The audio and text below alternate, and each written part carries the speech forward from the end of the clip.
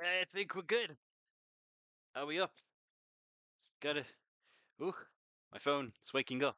Yes, there we go. I see the bunny. I see the bunny, which means we are good and ready and running. Hallelujah. Okay, so those of you who are around during the last stream may have noticed I said I would do one the week after. This didn't happen.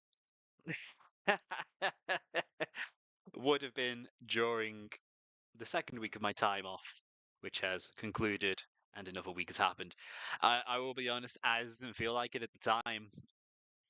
No guilt, no shame, just how it be. But still ready to rock on. Still catching up. This is technically the stream for April. It's the 4th of May. Star Wars Day, if it matters to those. As for the May stream, I am hoping to get that then now done at the end of this month while it is still May, so I am not constantly lagging a month behind. But thankfully, this month should be a little simpler if I rock on over to my desk. Before me now, you can see about 4 of them. I have 5 characters that I run in my list. I'm going to roll for 2 of them, and that's what we're going to be working on tonight. So let's present the lineup. We have over on this side, that is a Phobos Lieutenant with a combi weapon. He's a sneaky guy, targets a point on the map, and whilst you're fighting shit on that point on the map, you get some bonuses.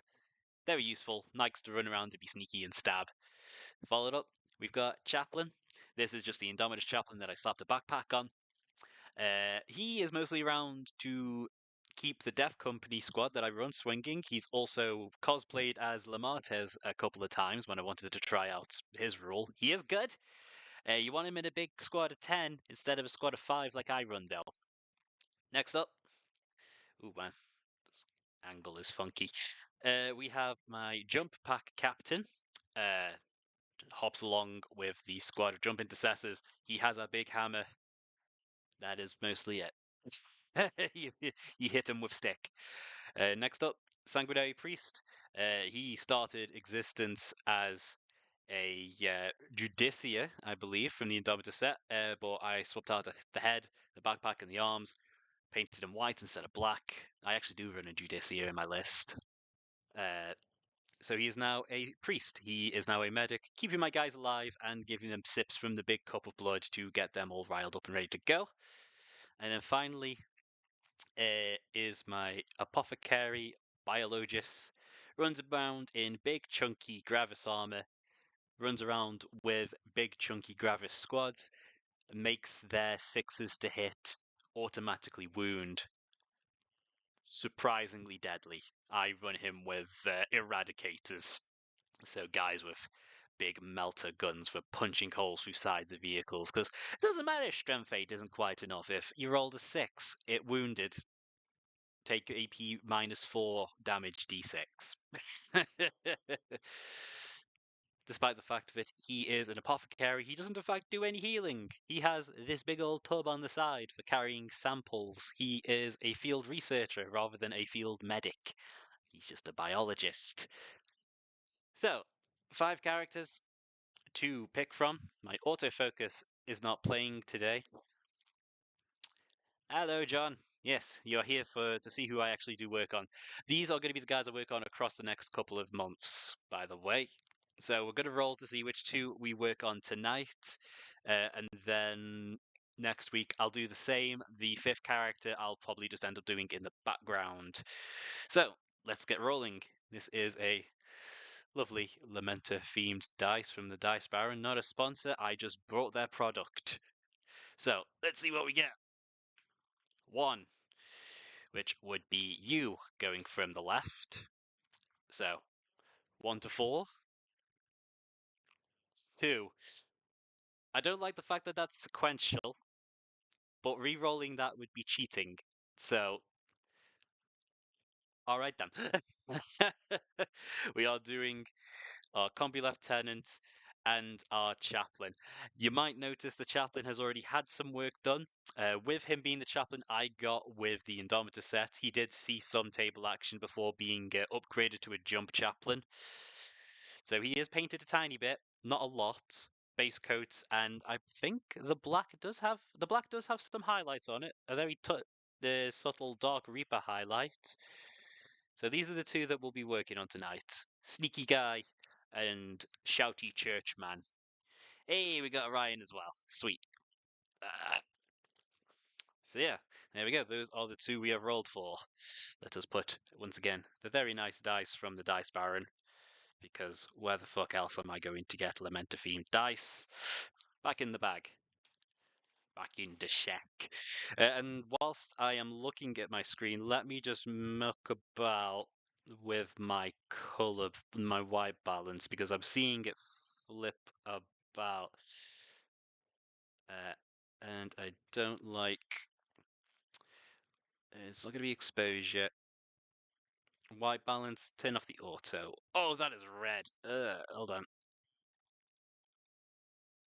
Un momento, por favor.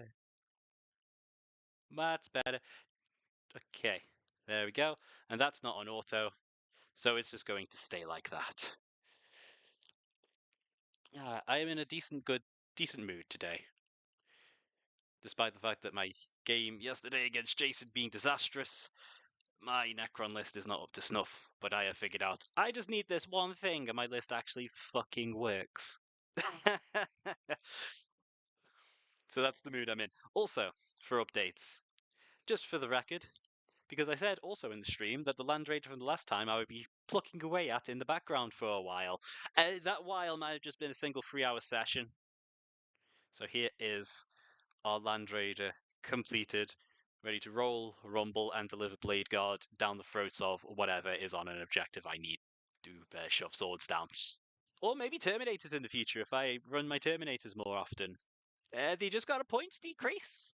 My list that I've been playing did the same thing I tend to keep doing, where the units that I know are strong got a small increase, and the units that I know are a little weak but I like got a small points decrease that just so happened to almost perfectly accommodate for the nerfs the other units took. So my list is now technically 5 whole points cheaper, and I did nothing to it. That has been 10th edition for me. Yeah, let me write a list. All right, you did a balance update. I need to change nothing. Oh well, too bad. To be fair, I did also run a game with my Blood Angels against again Jason. He's been playing a lot of the new Orc Codex. Yeah, Terminators are your thing. I got a set from the Leviathan box, and I painted them. They are quite nice models, but they're just normal shooty ones. Have you stuck the Land Raider in the light box? Would love to see the details. That's not a bad idea. I still need to experiment. I say experiment with the light box. When I say the light box, I mean the exposure or whatever fucking camera I'm using, because everything comes out overexposed and I'm not very good at camera settings. But to go back to the thing, yes. Yeah, the game against Jason, he was, I think he was on Green Tide. No, yes, it was Green Tide, which is the new Orc detachment, which is spam Orc boys as much as possible. Boy fucking howdy, it hits really hard in the first couple of games when when the opponent's maxed out on Orc boys, but Orc boys die quick. So they get a very strong lead and then they have to put in the effort to keep that lead, otherwise you catch up, which I managed to do almost. I was back down by like 10 points in the end after being behind 30 points for most of the game. Yes, big chunky box. Very, very actually happy with it. It looks better here on this camera than it did on my phone. That is for sure. You can see the nice gradient I got with it being mucky and brown towards the bottom, and then nicer and yellower towards the top. The freehand isn't perfect. The freehand was done towards the end of the session, so the checkers aren't great. And it's this door mostly that might just need a little bit of fixing up. Mostly just straightening some lines out because it kind of pinches in towards the symbol. But other than that, yeah, yeah. But this list still works. This list escapes needing modifications once again, Elio Dark Angels might need to add more guys because literally every single unit you use got a points decrease, including the Lion. So that 1,000 point list you put together, it might be a little less than 1,000 points. No, just saying. Hmm. But so is life. So is the joys of playing an army that ends up being a little underbalanced. You receive the buffs occasionally. Hell yeah, it did. Nice. So let us get our two winners up onto handles. So Phobos Lieutenant and Chump Chaplain. Right, who do we start on? Who do we start on? Who be? Well, I rolled this guy first. Definitely going to review that list. I'm pretty sure I can do something with that. More than likely, worst case scenario, the gap is still just large enough to throw in another squad of scouts. Like you put in 5, they come in boxes of 10. Jobs are good. There we go. Yeah, Phobos Lieutenant. He's actually quite a fun model, in all fairness. Got his gun slung around the back. Got a pair of knives. Standing on a dead Euro Tyranid bug. I might save painting that for later just so I know what colours to go for. So, he's already base coated. The yellow is the Messy Desert. Yes, I always hear it as the Messy Desert rather than Zamessy, which is more of a sandy yellow as opposed to the more mustardy yellow because this guy's meant to be sneaky and stealthy. I run an army of bright yellow, 9 foot tall, well, 8 foot tall superhumans, so you gotta be creative when you're wanting them to look stealthy. So I do a slightly different yellow. I am just gonna do. Well, I'm gonna be jumping back and forwards between both of these. This color scheme, I do have an alternative color set up for the initial shading, which I believe is this one. Yeah, no, Snakebite Leather was too brown, but Snakebite Leather is also a fantastic wood color, despite the name. Alright, we've got Nazdrag Yellow. I think that's an orc word. That is all I will say on the matter. But yeah, yesterday, like I say, I learned just how wonky, well, unfocused my Necron list is. And turns out the main way to fix that is shove a monolith in it, which, like, what is this, 5th edition? Necrons are struggling. I just give them a monolith. Give them the big floating pyramid. But also, the Hypercrypt Legion detachment for Necrons really fucking loves monoliths, and I'm actually kind of excited to try it. I think monolith might be the big fancy toy I get myself for my birthday. Right. Where is the autofocus liking us today? That seems good enough. That's actually comfortable, so yeah. Yeah, just slap it on the Nazdrag.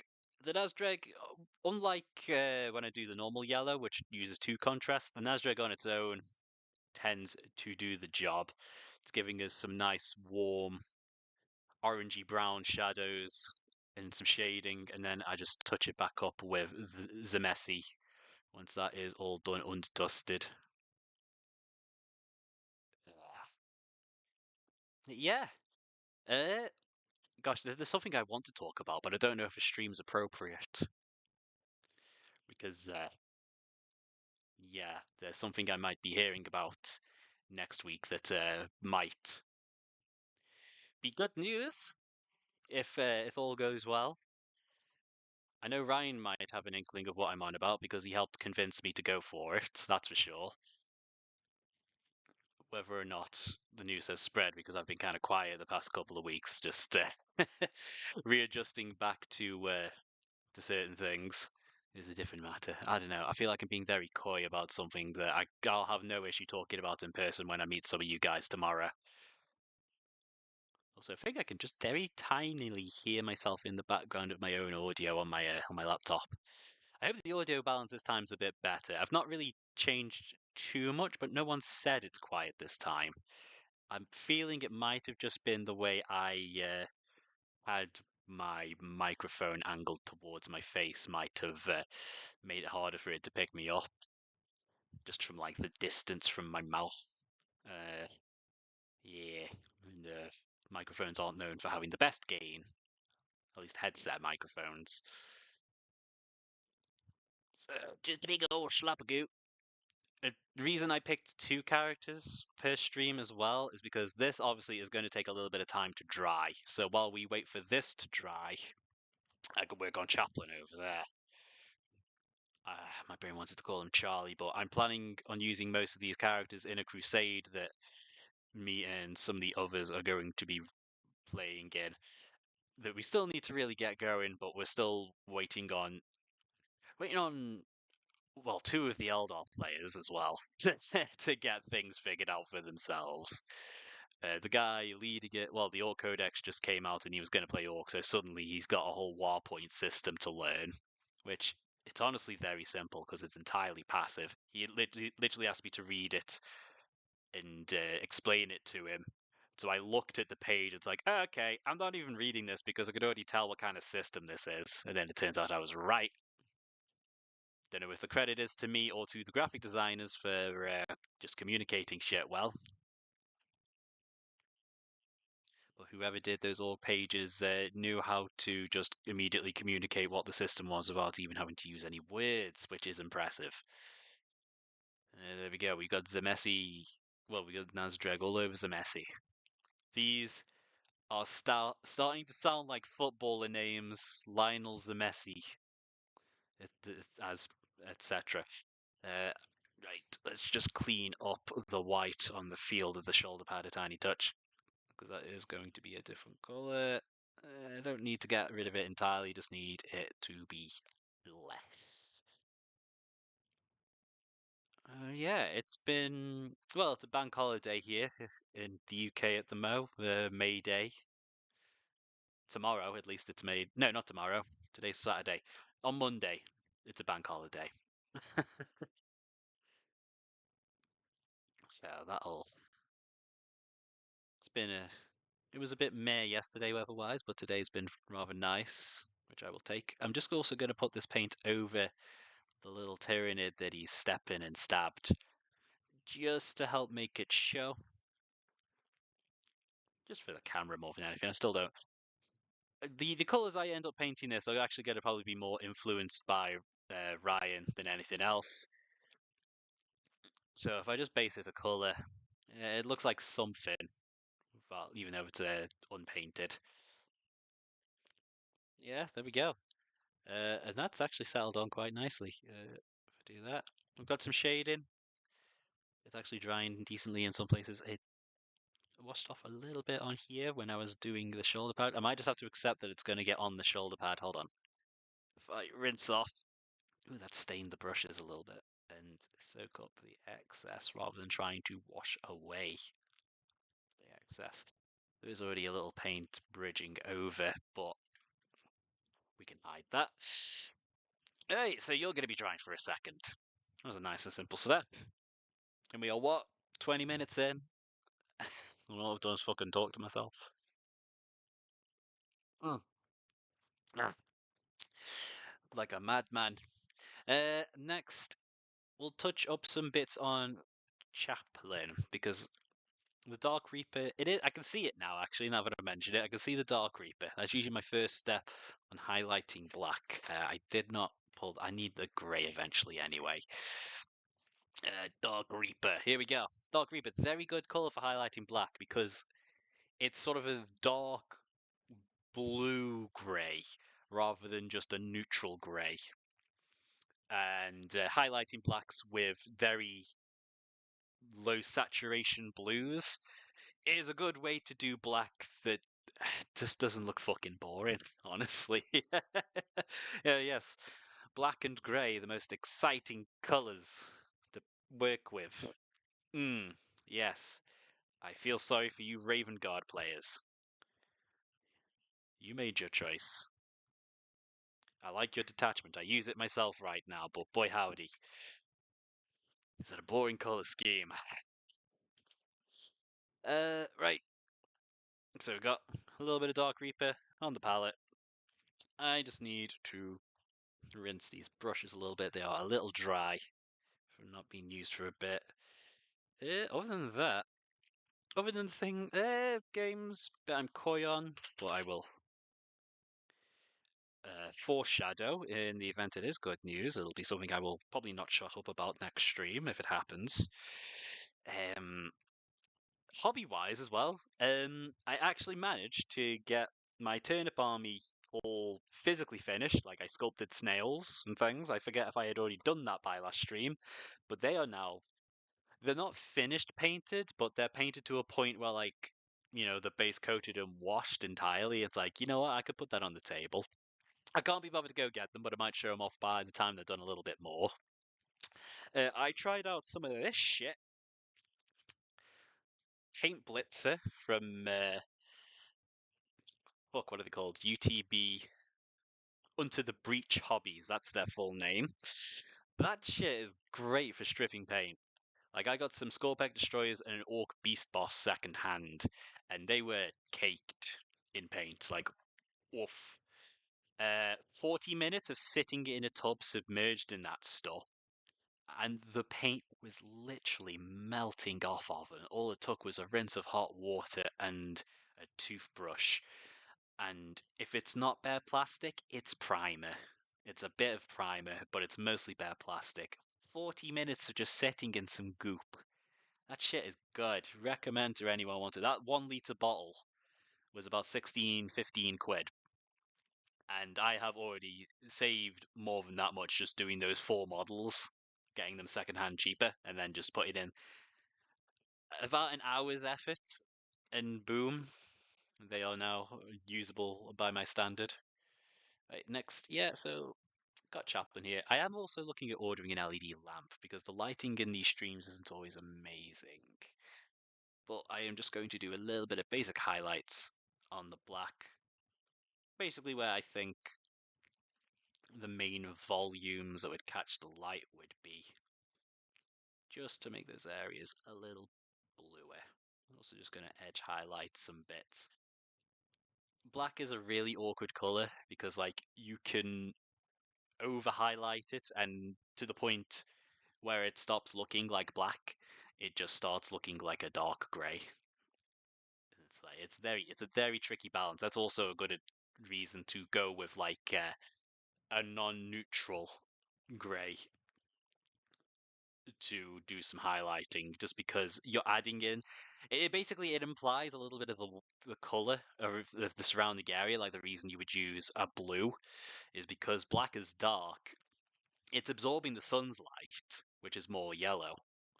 So the light that's reflecting back is more light that's like coming from the sky, which is blue. It's why if you've ever if you're on holiday somewhere that's really sunny, you might be able to experiment with this soon if we ever get a little bit of a heat wave here.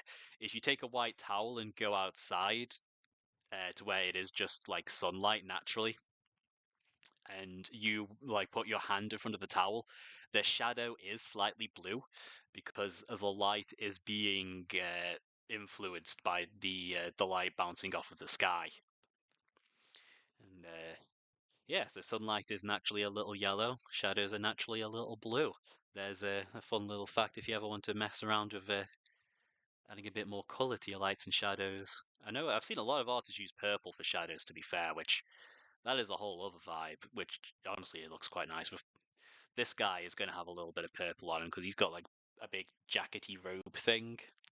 And being a sanguinary priest, i.e. a blood priest, yeah, it's put a little bit of a wine burgundy red on him. There we go. And this is basically just a cylinder, so we will highlight it as such. It's also very easy to clean up if you made the highlights a bit too big on black, like I have on a couple areas on this, because you just go back in with the black, and guess what? Black covers almost anything really easily.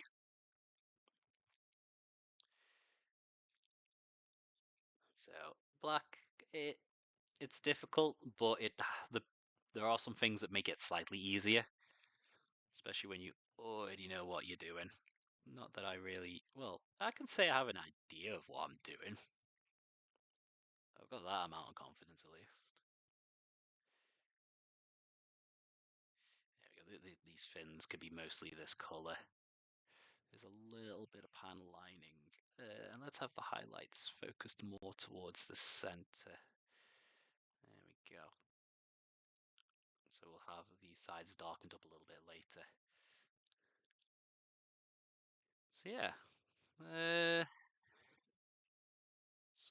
have that highlight, basically edge highlight the edge where this little jet attaches. And maybe spread this around a little bit more to make it a bit more of a round highlight rather than a strip of highlight. That's where that is. Amazingly, the light isn't doing as much of a favor. We've got a mix of my bedroom light and outside. Not the best combination, but I didn't really have an alternative that didn't involve me fully closing my curtains when it's still light outside. I didn't. Honestly, I didn't want to do that. I was going to tickle these vents just to basically edge highlight them a little bit as well.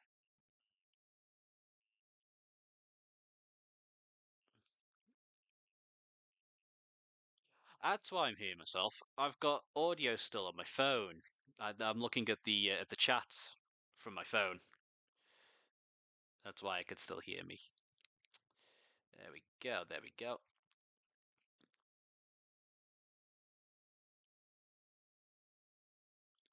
Let's see. Is there anything else that could be interesting to talk about? I already talked about the Custodes thing last stream. Orcs, Nuka. Are his vents ticklish? I would hope not, because hot air is going to be coming out of them. You won't want that sneezing.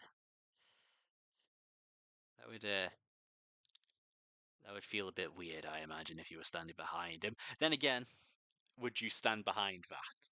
Just considering, oh, I've got a normal human model for scale here somewhere. Yeah, this little scribe.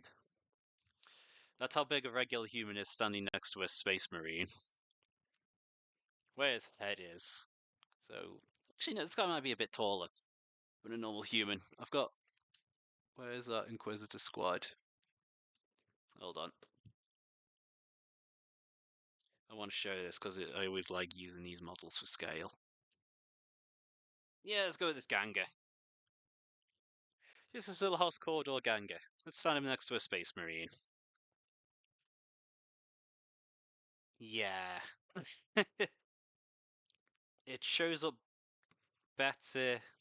Would be a great hair dryer. Yeah, just oh mate, stand still. Yeah.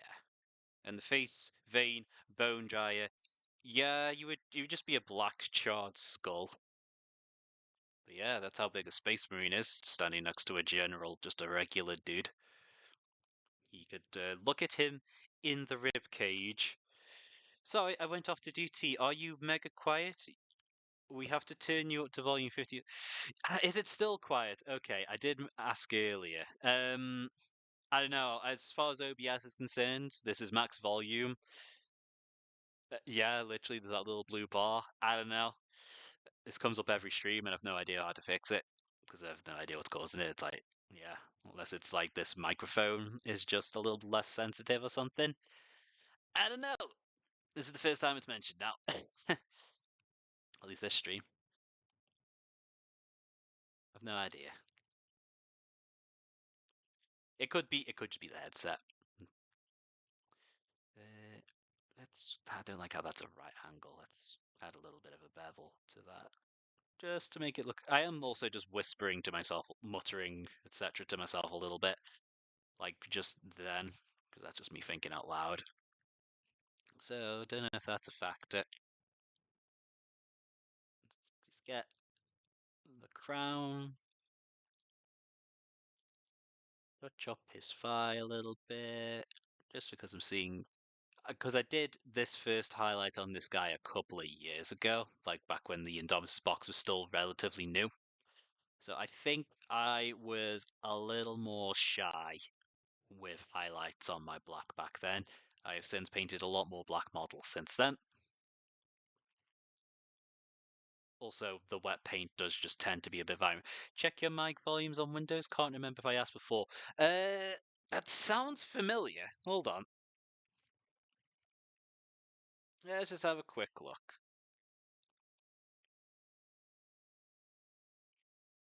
Control panel, maybe?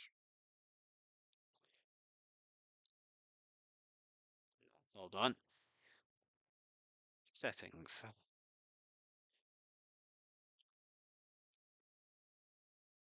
Being system sound.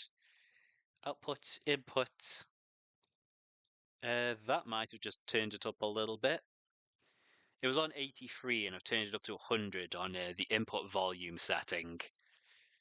Headset microphone, add device, advanced, troubleshoot, common sound problems, all sound devices, volume mixer, more sound settings.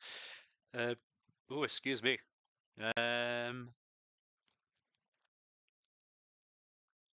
Properties, listen, levels, that's at max, advanced.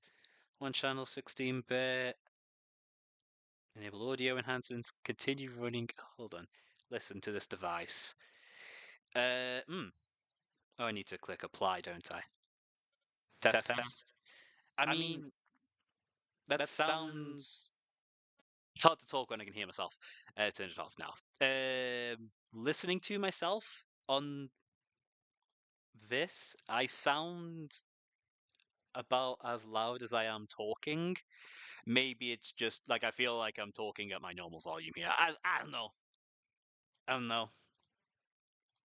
I think without someone having a deep dive, I I don't know. I'll stick to this for now. I know it's a bit quiet, but at least I am audible. Didn't seem to change much. Might be worth a session with Ryan and myself one day to try and get it to the bottom of it. Yeah, I think that would be the best option. I'm not great with audio, so any help would be appreciated. Uh, 'Cause I wouldn't mind even after this challenge is done, doing a little bit of regular streaming still. Granted, not having to worry about that until next January, presumably, if I do this by the end of the year, which I'm still confident in doing, despite the setback from the past couple of months. I'm still on track. Let's just get the fingers a little bit. This this is the advantage of keeping a soft but well-worn brush. Very good for overbrushing. It's just getting some bits, and not having the best coverage means the bits I miss might just well be the bits I don't mind it missing. Right, there we go. I think that is the Dark Reaper for that guy. The Nazdreg looks like it is still drying on our Lieutenant, so we will refine our highlights here a little bit more on the Chaplain. Feel like I might. Did this get more yellow? My white balance is being fucky wucky as well. That doesn't help. Oh well. Mm. Ah, God, that was too refreshing. Okay. Yeah, so the black. We will refine our highlights a little bit. As long as you keep your paint thin, you can always add more paint. It doesn't help when you get a big splodge of it on the side of your thumb. Right, we will want to water that down a little bit, because this is for refining rather than making opaque layers. Hey, is that a good angle? Not with the Lieutenant going into my knuckle. And I'm just trying to think what else could be interesting to talk about. I've talked about most of the Warhammer stuff. It's immediately interesting. Points balances, new stuff, new stuff I've played against. To be fair, there is the new Age of Sigmar edition coming out in summer that I'm looking forward to. Did look into trying to learn the current edition. Found it a bit too complicated after having issues of it being a bit too complicated with 9th edition 40k. It rang very similar to that. Uh, And it looks like the next edition of Age of Sigmar is going to go down the simplify but not simple philosophy, which means the game will be much more digestible. He lied, Danny. He lied. Who lied?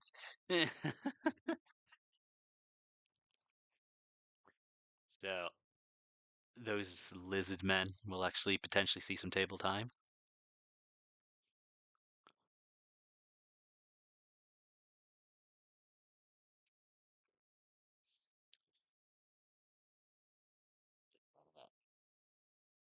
Yeah, outside being a bit darker. It's not glazing amazing well. Maybe I've got a bit too much paint on my brush. That's half the issue of glazing, outside of it taking several coats. Yeah, that's much better.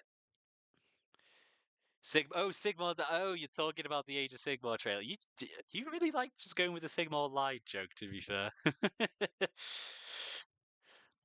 know Jason's going to be happy because the box set does look like Stormcast versus Skaven, so big golden boys, big golden fantasy boys, not the 40k big golden boys, against hordes of rat men that are probably exploding at the time.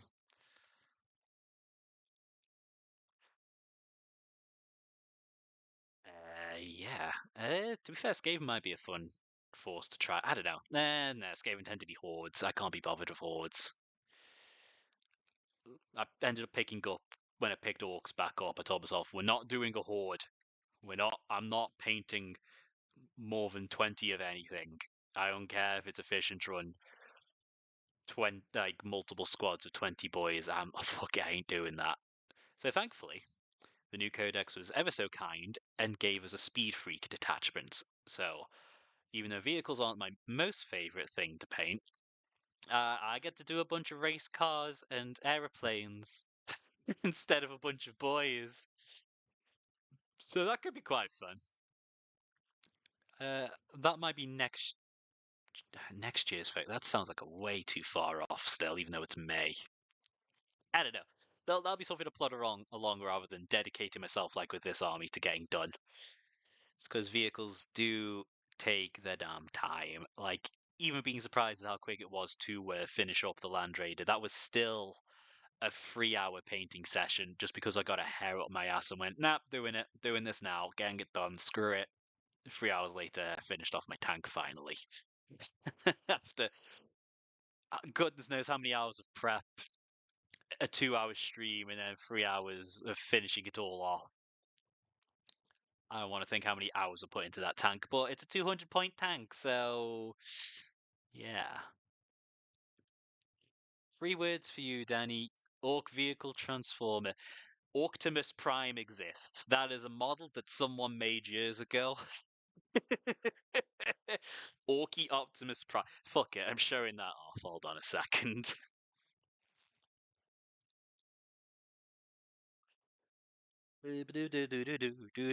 Optimus. Oh my god, yeah, this thing has been a thing since back just before I started because the Orc truck at the time was very new. Go on OBS. Where is Firefox 2? Is that the one? There it is. Look at that fucking thing. Let's go on the Reddit. Optimus Prime in all his glory. And I think it did actually transform because there's the truck form. Yeah, like fucking glorious. Oh yeah, this thing was. I saw this back on the old Daka forum. Fucking Pinterest. Ugh. Way back when I had just started, and it's part of what convinced me to do orcs. Yeah, here we go. Here's some of the work in progress pictures of him. A lot of plasticard and a good chunk of actual orc bits. We got a half decent imitator there, but the classic, yeah, there it is, actually transforming just like the OG toy. It's freaking amazing. You even got the typical head sticking out mode that I always love when you can do. But yeah, orc players, give them anything like that was mostly plasticard, which is just sheets of polystyrene, and he made a transforming orc truck. If I could, I would, if I had the skills. But kit bashing to that degree is such hard work. I wouldn't mind making something that looked like it transformed but didn't. Like we've got Gork and Morkanauts, which are basically big orky walkers that you could theme. Doesn't seem far off from. Oh, sorry, the like button's in front of the word. Doing Gundams now. In some way, yeah. Just with a little bit of your own engineering. Warhammer has been creeping up in scale quite a bit. Like the models are a lot bigger now than they used to be. For better or worse, it's more detail and easier to paint. It is more plastic, which does translate to a slight price increase. But maybe, yeah, just do a Mork or Gorkanaut that look like they transformed from another Orc vehicle, like a battle wagon. I did have the idea way back in the day.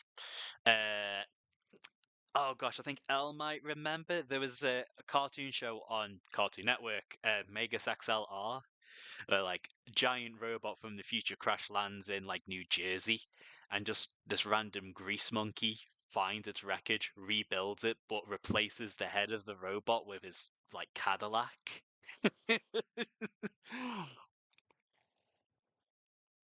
Mm. So the idea of doing like an orc stomper that has like a tiny vehicle for a head, like a tiny grot tank or something, could be quite funny. That show was good. I remember it being good at least. I might be one to rewatch at some point.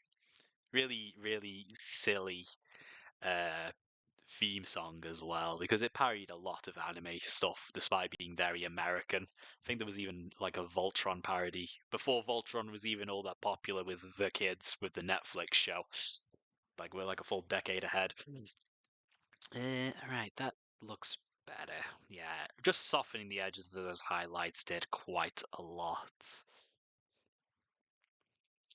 I do need to put a little bit on the bottom of this thigh just because that is still quite just solid black. Just to give it a little something. We'll still have his legs mostly be black with some highlights, but a little bit of his leg be sticky out. To be fair, I got quite lucky and got Transformers and Magic the Gathering, so getting something that transformed in Warhammer, it's greedy. We've already got a Lego Optimus Prime that's standing on a shelf. We're potentially getting a Lego Bumblebee soon. And not even the movie Bumblebee that I don't like. The old one that turned into a VW Beetle that was cute. Like the yeah. Not a fan of the Bay films. First one was alright. Like I could certainly watch it. It's an entertaining enough film. But after that they just yeah didn't like where they were going. I won't say good or bad, because it's Transformers. We're kind of used to getting it best in terms of certain media. But you know, don't look a gift horse in the mouth, even if the gift horse is funded by the U.S. military. The less said about that, the better, because that's how a lot of action films keep their budget. Let's do that. That's a little bit of the inner shoulder. That isn't even on camera, but you're not missing much. I'm just making this dark a bit less dark.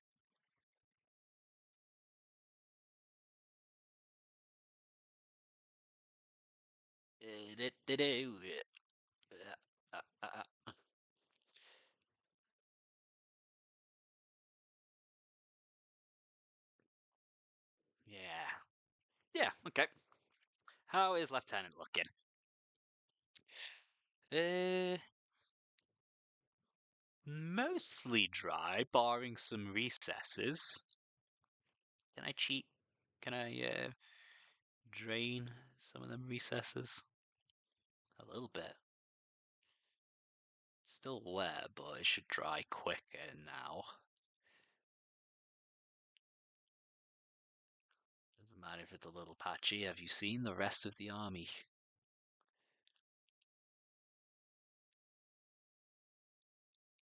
Yeah, mostly dry, just a tiny bit left to dry on that. There's a bit of a well in his on his belt there. Oh yeah, I got rid of a whole bunch I didn't need on there. So let's just, I don't know, spread that out on this base. Just give that somewhere to go. Alright, so you're mostly dry. Let me just help a little bit.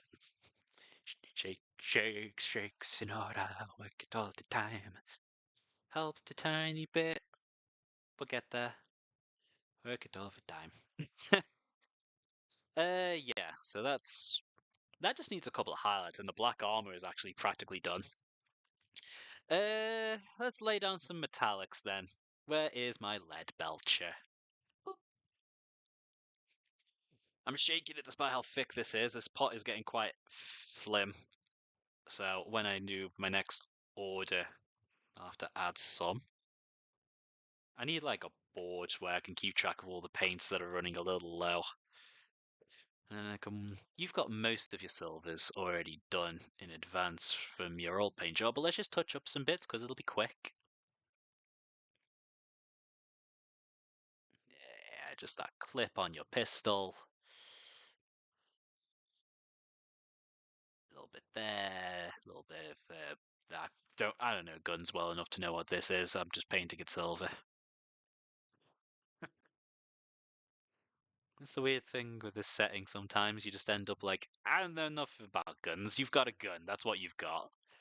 And you'll have someone who is into like modern military, what with this being a sci-fi setting, telling you about the guns, and it's like, I don't know any of the words you just said. I don't play COD. Or like the God players that are particularly infused with military history, and it's like, okay, well, I shoot your big rectangle with the gun on top. It's like, oh, yeah, sure. Uh, what do I need to wound? I've always sort of liked regarding 40k as like a future fantasy setting. Obviously, people can find joy in whatever part of the setting they like, but I like the bits sort of like they feel like mythology. So like the big exaggerated characters and the big events and the well, I think that's part of why I like Blood Angels. Is like, yeah, sure, they've got like the tech of like having, a pair of jet turbines strapped to their backs to fly around, but it's the image of like them flying around and just sort of. I think the maneuver is literally called Hammer of Wrath, where you engage the enemy by landing on them. It's like you're an 8 foot tall superhuman with a couple of inches of ceramite launching yourself through the air. You are basically your own ammunition. Go get in.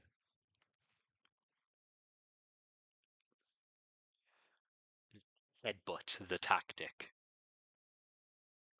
And then you can worry about like your chain swords and your thunder hammers afterwards. Just get stuck in. Just body block them. Sumo time.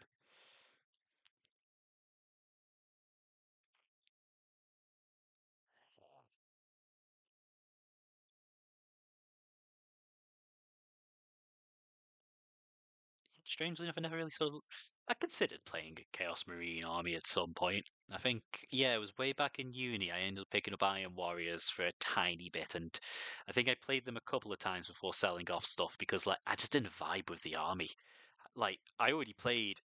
This is before I even played Blood Angels. I just played a generic Space Marine army at the time, and like, it just felt too similar. It's like these are all the same stats and mostly the same guns, and the bits that are different are over there in the weird bits that you don't get as much of because that was back when you had to take a prerequisite number of troops before you could build anything else in your army. It was like I'm stuck with the same base guys.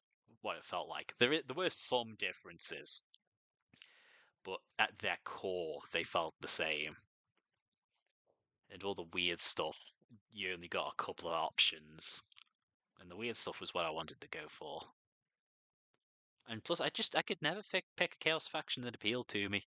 I picked the Iron Warriors at first just because of a pun I had for a name for Mecha Fulu, like a mechanical Cthulhu because I saw like some mechanical tendrils and I stuck those on a demon prince's face. It's like, yeah, mechanical Cthulhu, Mechafulu, that's my leader now. Big giant cyborg demon, which was cool. It was an idea, but then I Am Warriors are just not that interesting to me. It's like, what is your specialty? We're jerks, and we're really good at sieges. Okay, how does that translate to gameplay? We like tanks. If I was after tanks, I would be playing Imperial Guard. Thank you. Good day. Give me the guys that fly through the sky and slap you in the face with a sword. Like, sure, I ended up bringing a tank for transport and some fire support, but the main show is the guys flying about slapping you in the face. It's all in support of them to make sure they can do their thing unmolested as possible. It's like, ah, yes, the tank that would shoot our guys off the board, I will shoot it first. And then the guys can move up the board unhindered, mostly. Nice. Mechatulu Clang. I wish I fucking thought of that, John. That was good. Uh, I might redo the conversion at some point, just because this is like a little like nod to that period of my time in the hobby. It's like it was a cool idea, and the Iron Warrior scheme is fun to paint because it is mostly silver with like hazard stripes with a bit of bronze here and there. So it's like it's a very like striking scheme. Like it immediately. I just couldn't get infused by them. And the Demon Prince got a new kit last year, around about this time last year actually, which looks better than the old one, obviously.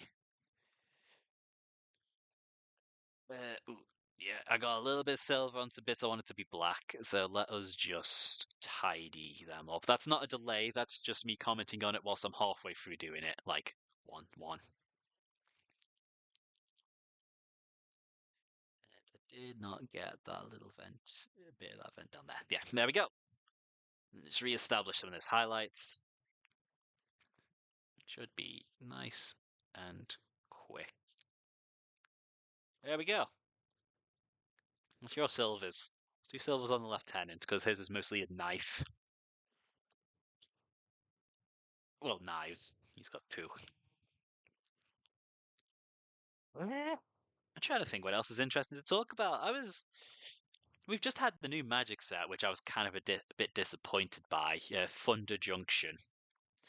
Like on paper, a Western themed Magic set seems pretty cool. The execution did not sell me any further on the idea. Like the execution was odd. It just didn't sit right with me in a few ways. Like it felt more like window dressing than anything. Like I'm talking not in terms of like the mechanics of the cards. There's some cards there I quite like, but in terms of like the theming of that setting of Thunder Junction, eh, yeah, it just didn't inspire me. Not the same way like Ixalan or Kaladesh or Feros did. It's like it's Western themed. Why? I don't know. It's a desert, sure. Well, who lives here? Everyone from everywhere. There are no indigenous groups in this Western themed set.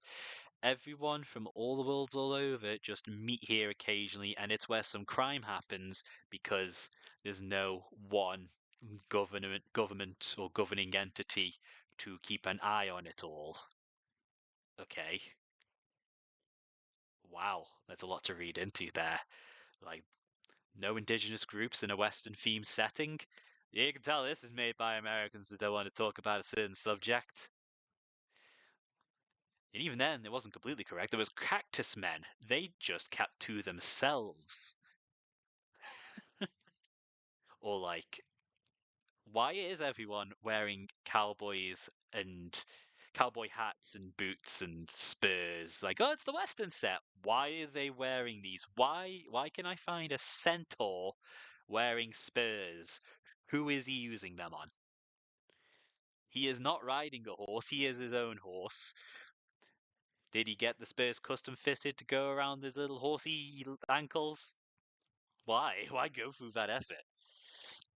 It's like the world building had nothing to do with it being a Western. It was just a Western, like in the most basic, shallow sense.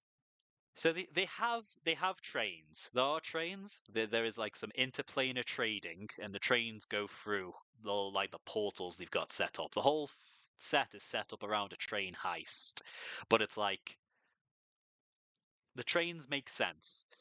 That is like the one time where like okay, the Western theming actually aligns with the point of this setting, with both it being a Western theme to us, the audience, and it making sense in universe at the same time.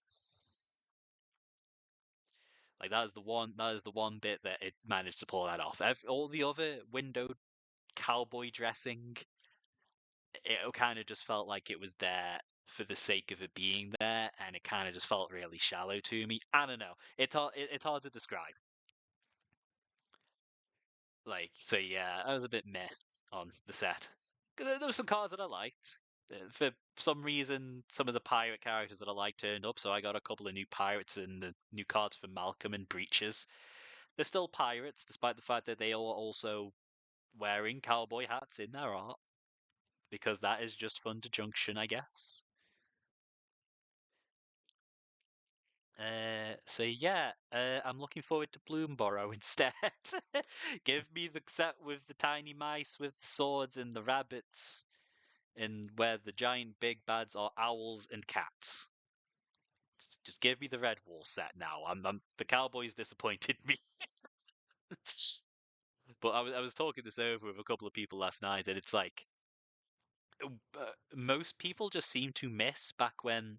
So sets obviously all these name things like Thunder Junction or uh, War of the Spark, etc. The sets of cards that come out, but Magic used to do blocks, which were sets that were thematically linked and also mechanically.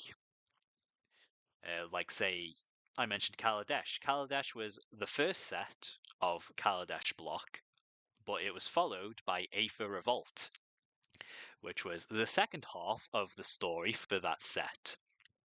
So the story continued a few months later with new cards, new mechanics that kind of were in the same design space as Kaladesh, like they synergized. It carried on the story. It gave you an extra 3 months and an extra couple hundred cards to explore like that setting.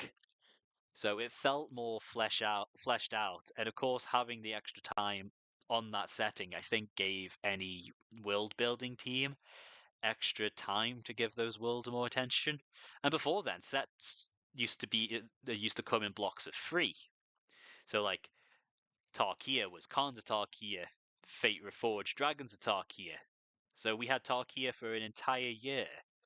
Man, my Discord is catching up to a bunch of messages. So Tarkia felt relatively fleshed out. Tarkia had unique issues, but that's beside the point. Kaladesh I absolutely adore. Ixalan I absolutely adore. Like I love the basic settings of like dinosaurs and pirates and a bunch of other stuff in Ixalan. And then they did world building that made sticking all those things together make sense. So like yeah, having less time for both the audience and the people making the game to experience and develop these settings really takes a lot of the wind out of Magic for me. It's like, okay, I'll wait and see if they figure that out and decide to fix it, or if they decide shotgunning world ideas is the way to go. Granted, we're about to hit summer, which means we're going to be getting a few Magic releases in a row. We've got Modern Horizons in a few weeks, for crying out loud. That has the potential to get me considering playing Modern. And I say potential. Bold, bolded, italicized quotation marks. They need to come out with cards that enable a deck that I feel like I have to play. Like in order for me to justify a the price of cards, and B, playing in a competitive setting where I have no control over who I am playing against.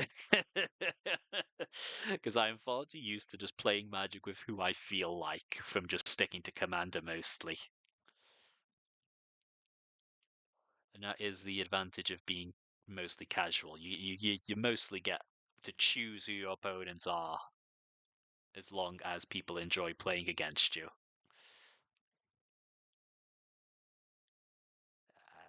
There's a bit more silver on this guy than I thought. I forgot he had the grenades belted to his chest.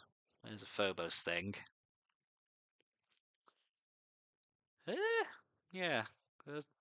I say that's my thoughts on Thunder Junction. It's are my thoughts on Thunder Junction. It was nice seeing Oko again. Like I was wondering if he was going to be relevant. His whole shtick just seems to be, yeah, I'm just a prick, but in a funny way. Like, what did I do on Eldraine when I first showed up? I turned the king into an elk and ran off. I wanted the throne. Realized it's still, I didn't want the throne. Still turned the king into an elk because it was funny. And now on Thunder Junction, he's like, I just want to rob a train. So, you in? I'm gonna go rob a train. He might actually have a motive for it. They've just not explained it yet. I don't know. I think that is over than the inside of your knee there. Ooh, and he's got a little extra ammo box on his belt as well. Get that silver. I think there's a couple little vents.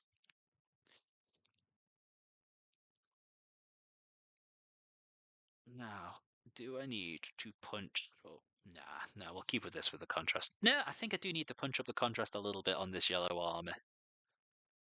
So I might go back in. There we go. With a darker color. Just to help punch it up a little bit.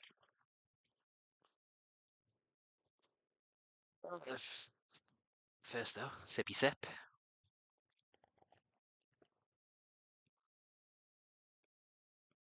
Mm. Ah, I'm at that age where Pepsi tastes better after it's watered down with some ice. Where's Darko? That's what I usually use for darkening my yellows a little further. Is that it? No. Fuck. Where I put it? Where it go? Where it go? Is it over there? No, I did move it back over here. Okay, it's somewhere here. There we go, Darko. Same color I used for the darkest part of the yellow. Just gonna add a little bit more to this armor because it looks a little meh at the mouth. It's a little flat compared to the others. So, yeah, inside of the legs, yeah. It's weird thinking that this was originally intended as a flesh tone, and here I am using it as a shade for yellow. But here, as it goes, yeah, yeah, magic. No, thinking about magic still, it's in a weird place where like they pull off the universes beyond stuff better than they do their own stuff sometimes. Like people really enjoy. Ooh, hello, hey, welcome home. How we doing? Well, I was just talking shit on Thunder Junction. To be fair, Data was part of that conversation yesterday, so yeah.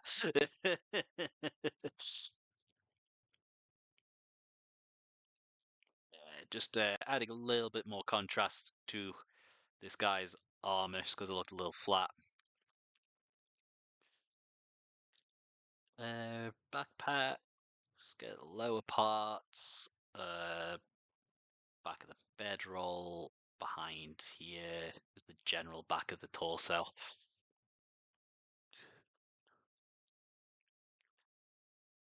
The mount, yeah, we talked about it yesterday. Yeah, I just repeated some of the things we said there.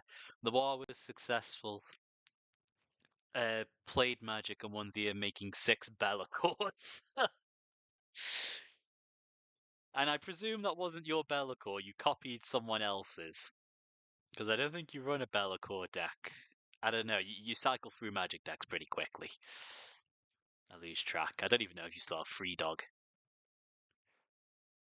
But yeah, like I was just saying, Magic seems to be doing better. Yeah, the Magic seems to be doing better with other people's settings than its own currently.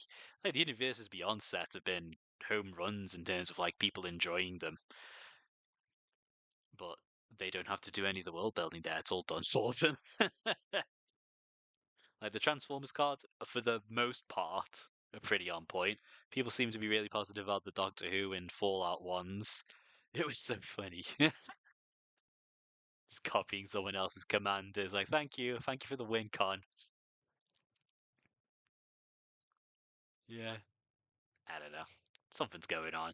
Something might have to change, especially because, not gonna lie, Mortarion looks like something a debate making as his own thing. Mono Black, yeah, the Mortarion magic card. He's like Mono Black token generation based on life point, your own life dropping, I think, isn't he? If only there was a universes beyond you actually cared about. I mean, fair. Yeah, if it doesn't strike a setting that you are particularly fond of, then yeah, I wasn't too originally too fussed about Fallout, but it got me interested in playing the first one at least, so I at least, appreciated the master, so I now have that deck. Just trying to think. Well, I know what are the other universes beyond to know are coming because they've announced a Final Fantasy one. Still waiting really on news on that. Assassin's Creed is one I will absolutely dodge. I do not care about Assassin's Creed. Shock horror to anyone that knows me. Even if I was like apathetic on Assassin's Creed, I still wouldn't want anything associated with Activision in a deck box. Oh no, Ubisoft. It's Ubisoft. Both are companies that I would rather not want to give money. So same bag. Though I find it funny that we are getting a Leonardo da Vinci card, uh, and he has better stats than a Space Marine. Playing that one. We have 4 secret lairs for Miku, so expect many new basic bitch plays. I mean, yeah, the Miku one. The Miku one is at least better than that fucking quote unquote meme one. And it's like, oh, what is this? What's this secret lair? Oh, it's all the angry cards, but we made the text Comic Sans and we made the letters randomly capitalize and uncapitalize, and why it looks so. The art is great and such a waste because they made the text ugly and the joke. It's a half-assed joke. We were again talking about this yesterday. Favorite was D&D, which isn't really Universes Beyond, but Warhammer and the Warhammer decks weren't for you. Nah, fair. I mean, they didn't do an Eldar one, which would have certainly helped. Tyranids, Chaos, Imperium, and Necrons aren't really factions you tend to care about. This part about the Comic Sans Secret Lair is that the cards are really good reprints. Yes, that also hurts. Do you think that's on purpose? It's like, just make the most low effort Secret Lair to justify us reprinting cards we know will sell. And it's like, if it's a Secret Lair we know people are going to be interested in because of like a crossover or the theming, don't worry too much about the cards. People will buy it anyway.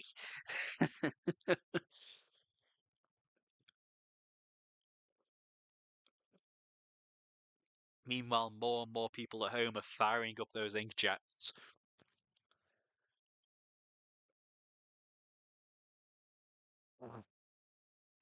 Yeah. I was just saying, saying earlier that Modern Horizons 3 has the potential of getting me back into constructed magic. Constructed 60 card magic at least. But it's going to have to come out with a deck that I absolutely like uh impulsively feel the need to play. Which have fun doing that, because I couldn't even tell you what would make me feel that way. I mean, they have to make their bottom line somehow. The mass layouts are good enough, yeah, to go by. Yeah, it's because fucking Wizards is propping up Hasbro at the moment. As much as it is sad to see a toy company struggle, that they are relying on Wizards of the Coast to make the bottom line not keep falling into the pit of despair. They just almost accidentally gutted D&D, and it took a little bit of the life out of Magic to do it. Hey, companies, they are indeed designed to make money. And at least it's a luxury good that people can just decide, nah, I'm good. I need to be a little bit more shading on the head. It's looking a bit bald. I keep feeling bad because I destroy my opponents, but I have my one deck and that's it. I mean, you've got a focus deck. The thing is, like, with your Merfolk deck, it snowballs. It's like, here's some creatures, here's a bunch more, deal with it. And for players that aren't, like, most players in Commander are expecting you to sit back and durdle out a combo. So they have most of their interaction mainly for the stack and for problem creatures. So board wipes, as good as they are, don't tend to run around as often. Multiple board wipes in a row. I don't think it would completely stop the Merfolk deck that you've got, Dana, but it would help. I know that was my problem the last time I played against it. I was digging and digging for a board wipe I knew I had, and I just couldn't get there in time. This is also literally what we were talking about yesterday too. Yeah, it's what's on my mind. It's what's on my mind. Like in terms of decks focusing on, I've got my 4 main ones, 2 of which are Transformers. I rebuild way too easily. Ask Jason. Yeah, half of your deck poops out tokens or finds ways to get more Merfolk. But I'm fine with like my 4 main decks and having some precon sitting around for I don't know, for around David Tennant. If someone didn't remove my onboard creature answers to Dana, I would have been fine. But actually using guys to assess is a big well, yes. Can't expect them to anticipate losing to the deck they've lost to several times in a row again. You've got a funny, I don't know, a dockside or something. That guy, even though he's already done his thing, he's got to go. Right, so he's basically all shaded up now. His armor looks a bit more punchy. I have to rebuild the white because it turns yellow underneath all the contrast paints, but it's there. And then the chaplain, well, we didn't have to do much with him. He was kind of already half done. So where do we go from here? You're still drying. Null Oil, I think, is a bit too early to put on the metallics. Don't want to edge highlight something on stream. That'd be so boring. It'd be impossible to keep on camera. It was a dude that destroys enchantments, and there was a hardened scales, but board wiping free merfolk was more important. Llama. Yeah, threat assessments. Yeah. I can't comment there. I Right, there is something I need to know. I know I need to do. There are some things on this guy's combi flamer that are going to need to be bronze. Me think card's good. Me like pretty colors and shiny. Valid, Ryan. I also have Deep Root Waters. Yes, you would think keeping the enchantment removal for the Deep Root Waters would have helped. But also, card shiny, which kind of ends up being half of my plan because I literally looked at Thunder Junction and said, "Oh, there's some cards here that'd be good for pirates. Are they great for pirates? I don't know. I'm gonna find out the hard way." To be fair, Smiling Jack, Red Black Lizard Man, I forget his full name, could be pretty damn good. Seeing as he cares about having a number of outlaws, which includes pirates. Uh, and what was the other one that surprised me? The new card for Satoru Umezawa, so yeah, it's a Western set, but there's a guy there called Satoru from Kamigawa who is a ninja because Thunder Junction totally couldn't pick a thematic focus. But that's a card that could actually be good in my pirate deck. Because my pirate deck likes to reanimate my pirates. And what does Satoru do? Oh, if a non-token creature comes in and you didn't cast it, or you didn't pay anything to cast it, draw a card. Like, sweet, I'll resurrect a pirate. I didn't cast anything to do that. I'll draw a card, just for doing my deck's thing. Thank you, Ninja Man in the leather jacket. What are you doing here? Go away, go back to... Saying go back to Kamigawa just uh, sounds like something some redneck would have shouted at Obama a few years ago. Go back to Kamigawa. It's like, what? Olivia Vadarin in cowboy boots isn't anticipated, but I played against it yesterday. I kind of it makes sense for Olivia because she's a big aristocratic vampire, so she's like, somewhere to keep all my money. Oh, but also it's a desert. That's a lot of sunlight. Hmm. Oh well, it's just a cowboy vampire lady with probably a very thick German accent hanging out in your Wild West setting. At least it makes sense she'd go around in a big like frock. That's pretty on character for her. She's a fun character at least. Is she just a vampire? Like a vampire Liliana? Yeah, she. You know what? I'm half surprised.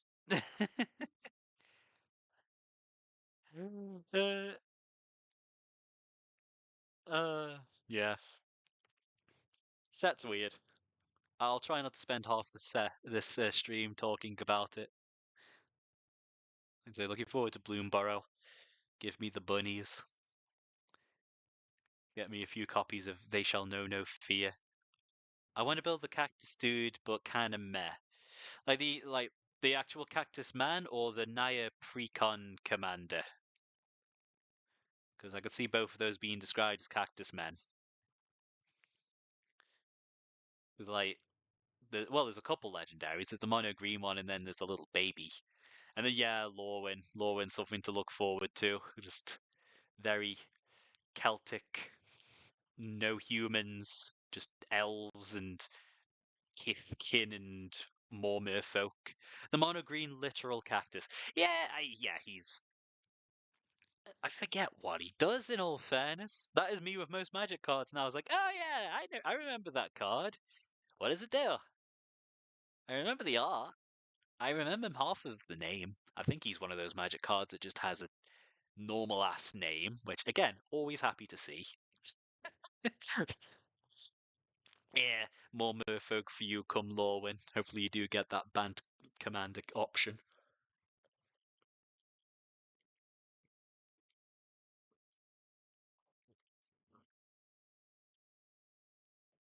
He has cool art and flavor. He doesn't do anything too useful in Commander. Oh, fair. You just want to run the cool Cactus Man. Also extremely valid.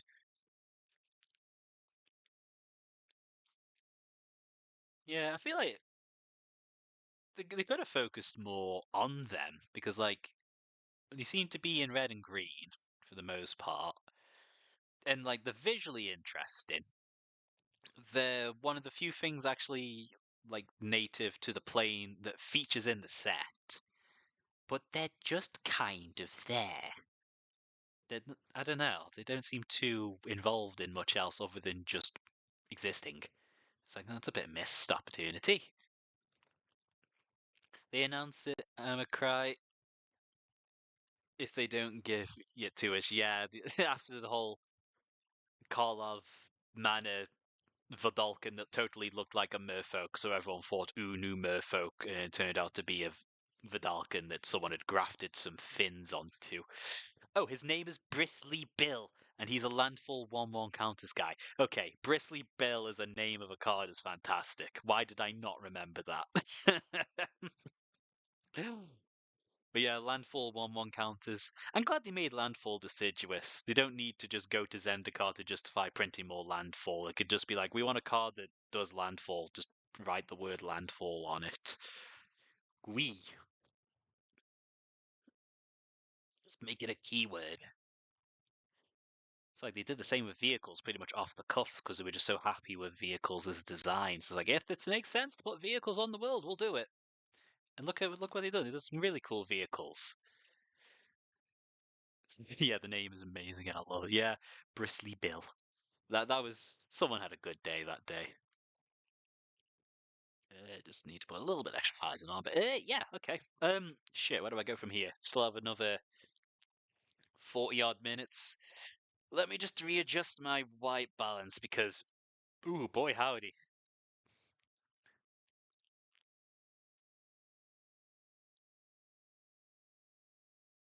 Maybe not auto.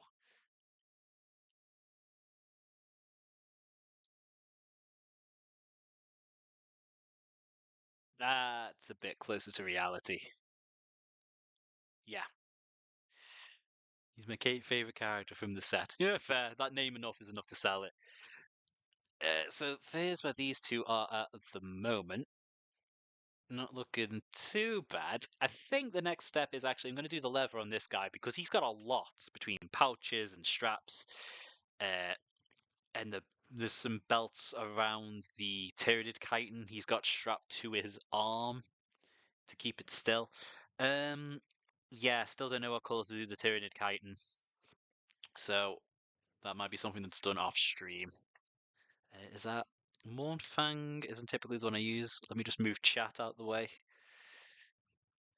Is this it? Doombull? Doombull. That's the one we use. I think.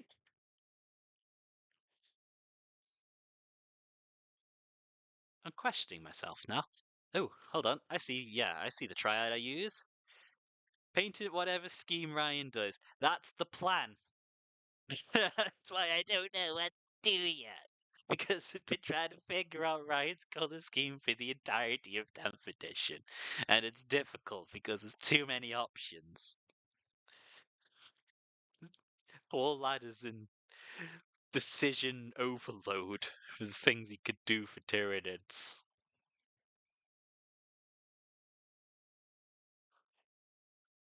Hey, well, we'll just get the leather out of the way for now. But this will take a couple of base coats because Doombull doesn't have the best coverage, but it's just a much nicer color. Oh man, there's just belts and belts and belts all the way down on this guy. He's like a 90s comic book character. Someone gets Spawn in. And that'll just help break up some of the sea of sandy yellow. Which, granted, he's meant to be camouflage. Sandy, just being sandy yellow would make sense. It's a good thing I do desert basing. Decision paralysis. Yeah, no. It happens. Analysis paralysis as well. Yeah. Yeah, it's weird. I used to always think brown was such a boring color. And then I just found some really nice browns. And it's like, oh, just adding a little bit of this to something just looks really nice. Like this is a very nice. It's. I would almost say it's like a terracotta. So it's just a very, very nice brown to use.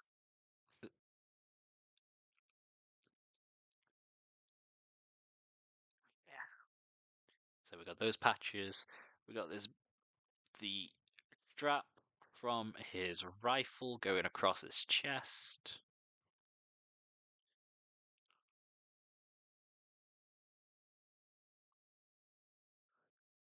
I'm learning to like green thanks to orcs. Yeah, I mean green. I think I mentioned this yesterday. Green is a really, really tricky color. A surprisingly tricky color. With it being like right on the border between like warm and cool, like purple is. It's very like you think you've picked a green that's lighter, but it's also cooler than the other green that you were putting it on top of, so it just looks weird.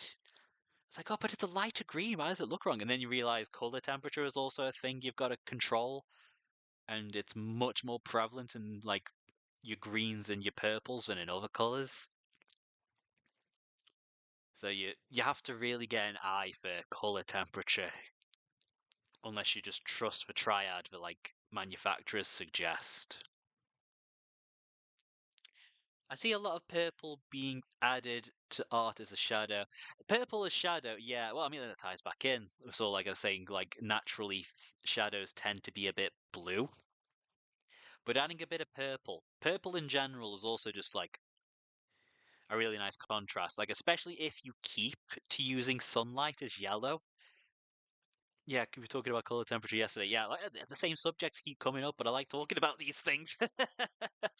Well, like because natural sunlight is yellow, purple is just a good way in shadows to maximize your contrast because they are complementary colors, like the opposite on a color wheel. So it just makes colors pop.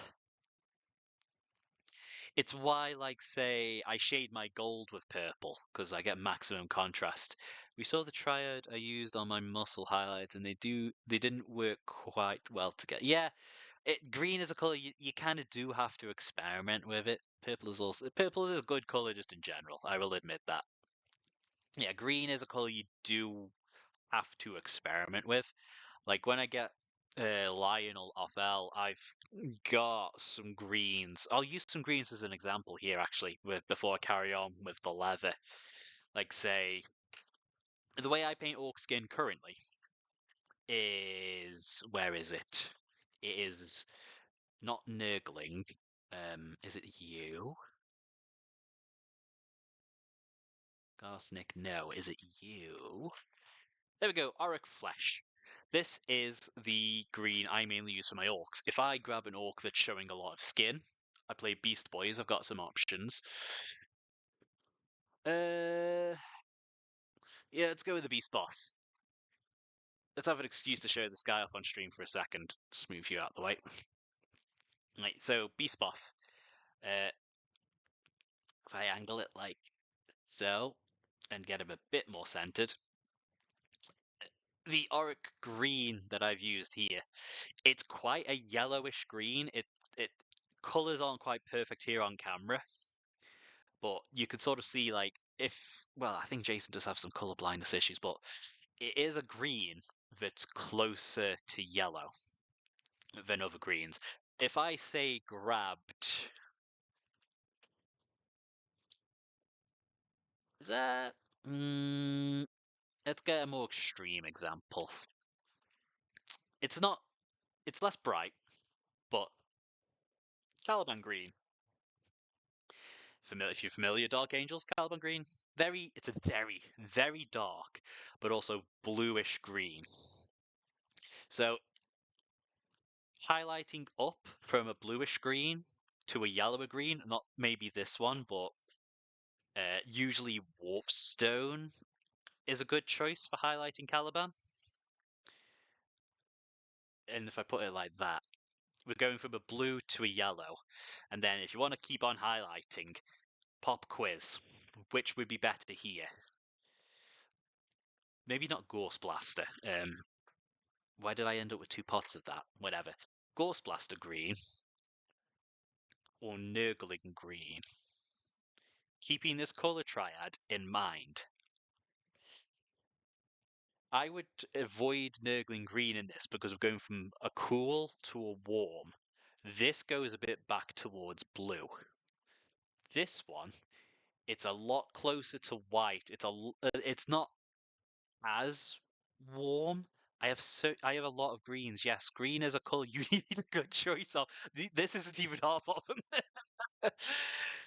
This is whilst this is still a little blue looking at it, it's less so, and it's a lot sharper of contrast. Perfect green to go into. Well, not perfect. A better green. I think would it be? Think that would? No, that is still kind of meh. Yeah. War Boss War Boss would be a bit better. It's not quite as stark of a contrast, but it still keeps warm. So you're slowly warming it up. But you can do cool greens as well, like Cyberite green. That is a very blue green. I would not highlight Warpstone with that at all. Look at that. But Cyberite into Ghost Blaster, like that is basically a very like it's almost blue.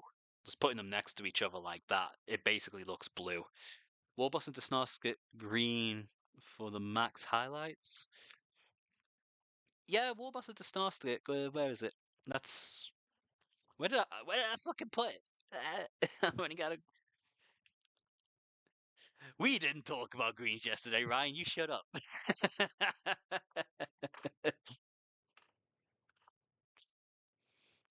Where did I put stars? That's Strachan. Nurgling? Whoops. But you know what I mean. It's very easy to bounce between warms. Yeah, these look super blue. That's partially my color bands. They do look a bit greener in person. But these would be actually these from Caliban would work quite nice. It would get you sort of yeah, it would be a more bluish green, but it's still like a dark cool green. And then you can always like glaze on colors to warm it up.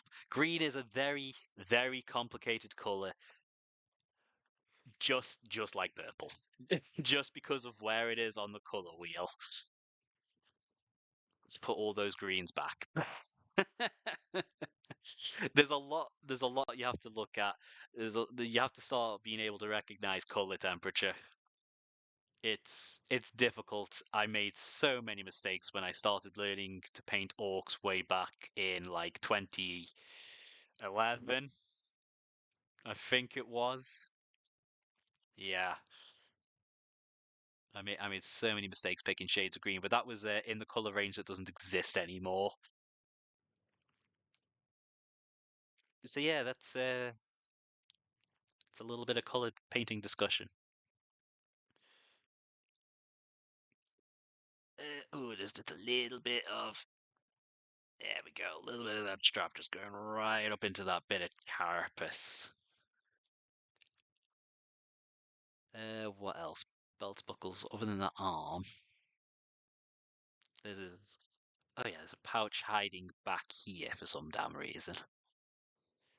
You'll stick to building. Fair enough. I enjoy playing around with colors. I will fuck up and find out. Go into here.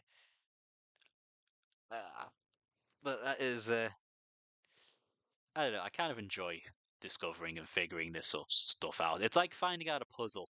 Like you can look up the answer online, but it's still really satisfying to figure it out for yourself. And then when you figured it out for yourself, you like understand it better than if you were just told it. So you can sort of like use it to your advantage more quicker. I want to say painting digitally is the same as painting models IRL, but after some thought, I don't think it is. Things don't blend. There's a lot. Obviously, there's quite a lot that's transferable, but yeah, the differences in medium do change things quite a bit between the two. I've seen people who are really confident digital artists struggle to paint. Uh, I would say I'm a fairly confident painter, but I I can't I can't digital for Bippy. Like there's transferable stuff, but it's also going from a 3D to a 2D medium there as well. That changes quite a lot. There's a little, like I said, there's a little bit that plays into it. Better to play than paint, considering painting in some tires and wanted to throw the model across the room. Uh, fair, fair. I mean, painting has been my main thing for so long, but building can be quite fun. I would say I would say building's at the bottom, but it's close. I've really learned to enjoy playing a lot more this past year or so, especially with the addition change, making it a bit easier to grok everything that's going on. Like trying to understand everything that was going on in ninth was a nightmare that I just did not have the spoons for. Like I'll fully admit to that. And it's partially just from not engaging a lot with the addition and then joining in right at the end where it was at its most complicated. and just not having the time to fully digest it all. Not our model, someone else's. Yeah, can't throw people's stuff. Yeah, yeah. I'd recommend if you're gonna throw a model, throw your own, or one that you can quite happily replace without the customer knowing.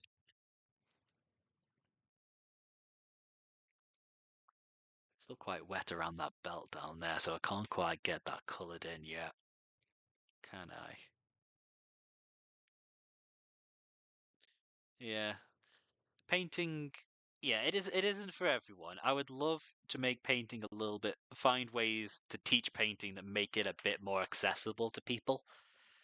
Because, like, that seems to be what stops a lot of people that want to paint in their tracks. They're just scared to start. And it's like, dude, just do it. You're not going to ruin the model unless you really fuck it up. Just fucking start.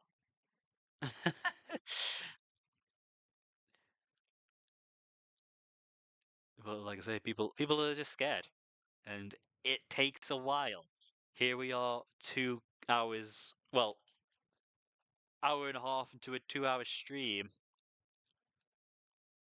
and even with the prep time, these guys are not really that far along. Like it takes time, but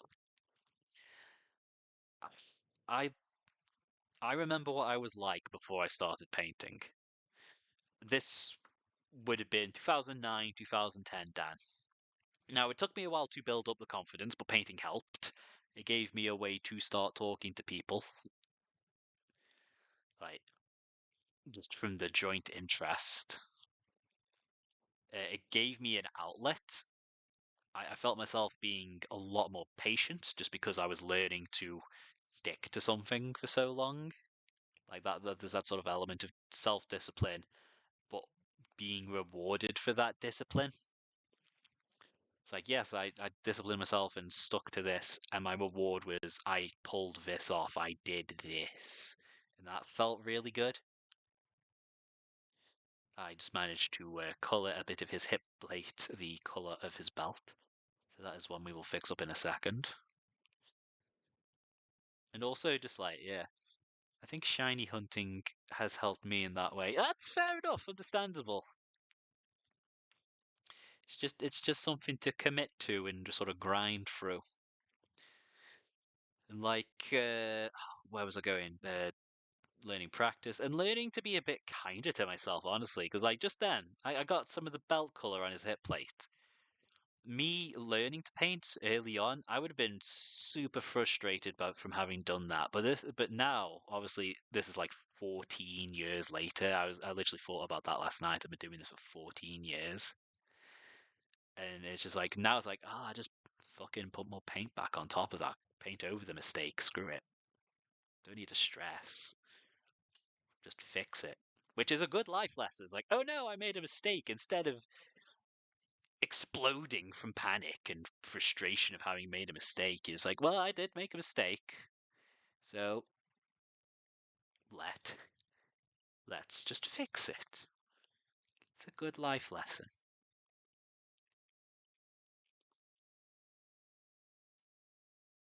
Yeah. There's not a lot of leather on this guy, despite his look. It's just his belt. And the wrappings around his book, which I intend to make purple. Can I get our lieutenant's belt? Yes. Yes, I can. Thank fuck. That was annoying me. Yeah, just.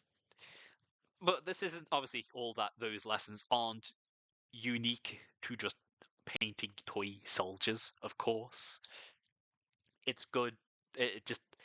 I would always advocate for people to just learn a craft in general, be it a physical hands on thing like that, something digital, writing, music, molding funny little guys out of clay and calling them things like Scrumpless Bill. You know? It's some sort of creative outlet. Uh, right, where do I go next? Also, someone write down Scrumpless Bill. I could have a use for a name like that.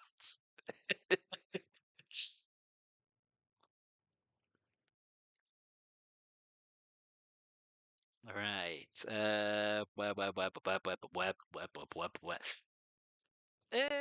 Ryan, just because it's not going to be incredibly relevant to your color scheme, what color do you think Tyranid blood is? Because I've got some drippy drips on this knife. Don't need to answer immediately, but I've got all sorts of colors I could paint that. So, thank you. Literally just seen the message from Ryan pop up with Scrumpless Bill. Seems to do a second coat on his belt, I'm seeing. Scrumpless. Yeah, turning that from phonetic to something written is tricky.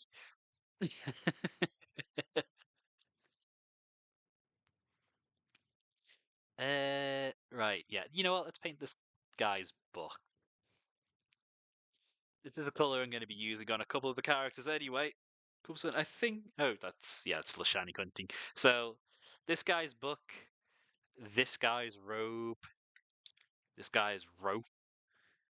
I don't know why he has a rope. Just seems to be a sign of office. It auto corrected the first time. Oh, fair enough. Let's just go with some Gal of Orbach red, which is a very nice burgundy. Man, that is bloppy. Chunky. It doesn't look as purple on stream, but I can assure you it's got a little bit of purple in it. When we were discussing this wasn't yesterday, thankfully, that we were discussing this. This is a while ago. We were trying to figure out some colors to help El get his Dark Angels the right color, and this was the color I was thinking for the robes because he wants to do his mainly green. So having that sort of like reddish purple would be a nice contrast. Looks like chocolate. I'd eat it. This smells like chocolate. I wouldn't recommend eating it. That is all I'll say on that matter.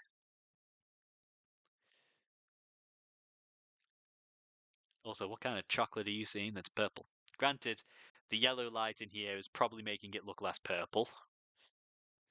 Actually, that seems perfectly reasonable, considering the color theory talk we were having earlier. It's like, yes, they are opposites on the color wheels. You stick them together and you get closer to a chromatic gray, which is going to look brown because it's warm at first. I really need to mess around with chromatic grays. That could be fun.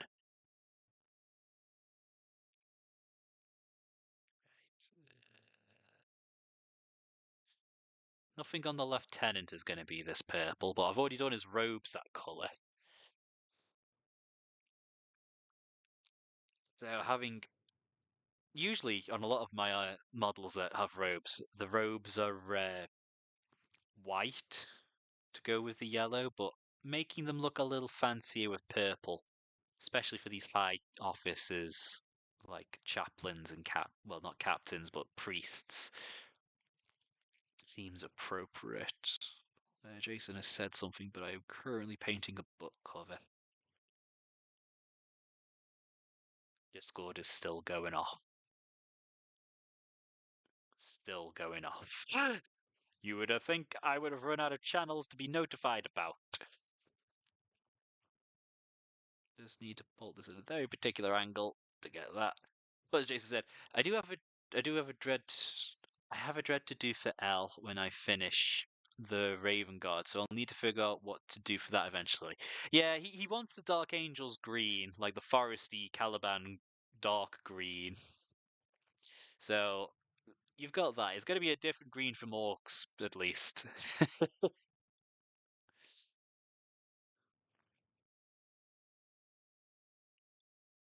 we go. And the cover is still drying, so we will leave that be for now.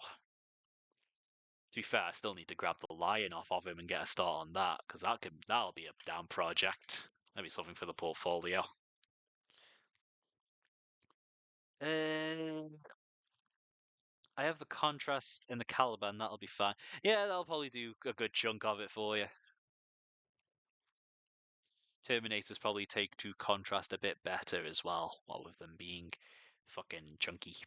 Let's re-establish the whites on this while I figure out what to do next. It's mostly the shoulder pad and the knee pad, believe it or not, the stealthy guy. does not have a lot of white. He will have stripes on his helmet, but I want to finish off the helmet properly first. Hang on, I'm changing my craft world to Bale more green.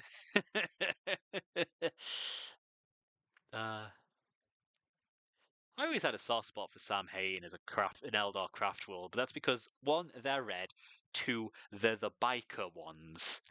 And biking space elves. I mean, we were saying yesterday how much I like shining spears as a concept of jousting jet bike space elves. They seem like they fit in quite well with a Samhain list. Just reminds me that it was before my time, but Eldar did also used to have a Samhain character. Didn't have a model at the time, but he had rules because GW used to do stuff like that at the time, and he was literally just like some crazy ass like wild biker dude, just a space elf. Iandin's my favorite. Just hate the colors. Yeah, yellow in that sort of like bright cobalt blue. It's a very bright color scheme. I can see why it wouldn't quite work for people. Iandin just also has a really interesting story. I mean, like it was for context. Again, we were discussing this yesterday. Dana's just finished reading a book called Valador, which focuses on Prince Uriel, who's a Eldar Corsair, so he's a space pirate who used to be from Iandon, but got kicked out for doing something reckless that did save the entire craft world, but boy howdy, was it a risky thing to do. Can't keep you around, mate. Sorry, can you leave? Also, here's a spear that eats souls and makes your eyes pop out. Like literally, he has a laser eye patch because the spear made his eye pop out. As I found out yesterday, talking to Dana about it. Too much psychic backlash from scooping up all the Tyranid psychic energy.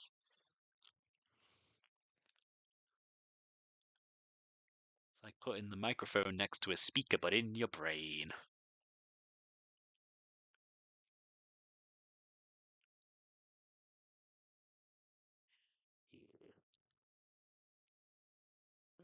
Yeah, it's weird. Eldar, I've never been amazingly interested in playing them, but it's like the weird ones that make me interested. Like, okay, we got Corsairs. Dark Eldar I can kind of see. Harlequins are funny. If they ever gave us Exodite, I would be incredibly tempted because Amish dinosaur rearing space elves. That's just a concept.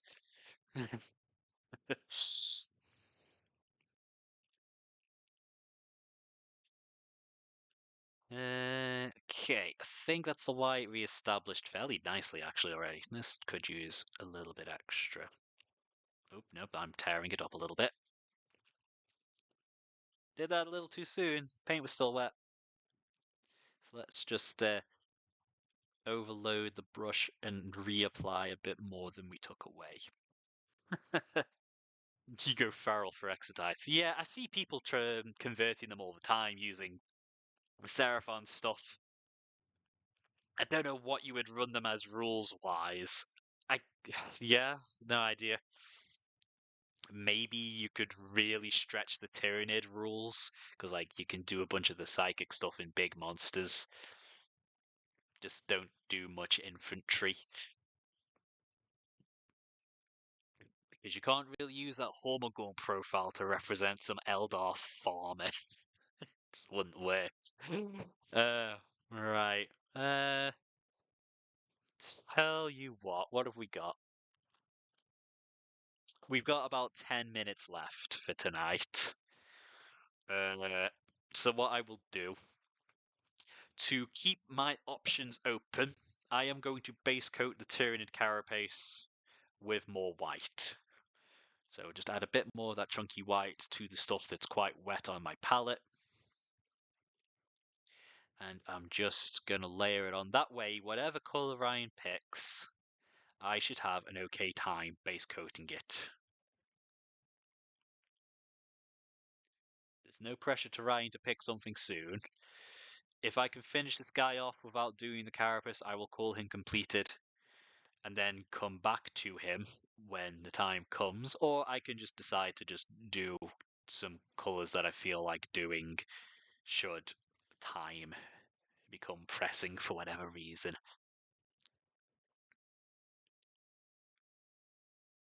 I can just decide to like, okay, I'll just do something just for the sake of having something done.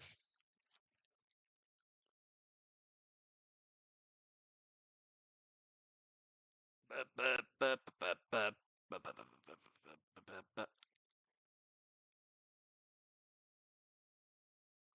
why it's just typically a good colour to start off as a base coat if you're unsure. There's a little vent up there. I'm not getting this on camera too well, but I think people are here for the vibes more than to watch me do this, which is acceptable. It is, in fact, a Saturday night, and here we are watching me do this because we are profoundly interesting people. I mean, I'm the one here doing it.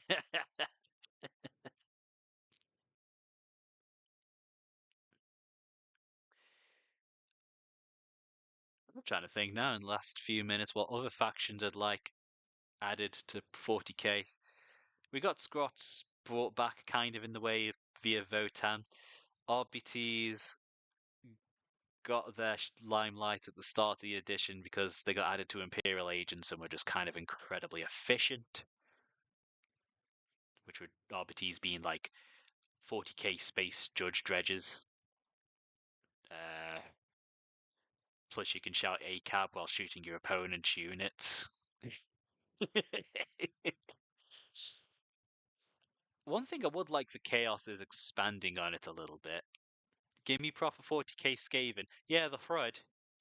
Yeah, that wouldn't hit. I wouldn't mind Chaos being expanded on, because at the moment it's all the demons and the Space Marines.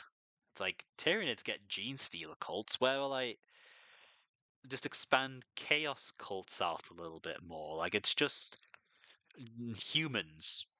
Like, sure, most of the people that get corrupted to Chaos are human, but, it, you know, it could expand beyond that, other than just it's just a bunch of guys, and the guys that stop them from just stabbing each other immediately. So, yeah,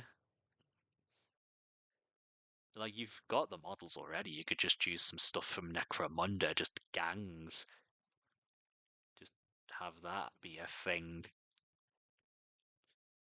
Traitor Guard, Traitor Guard, yeah, could easily fit into that.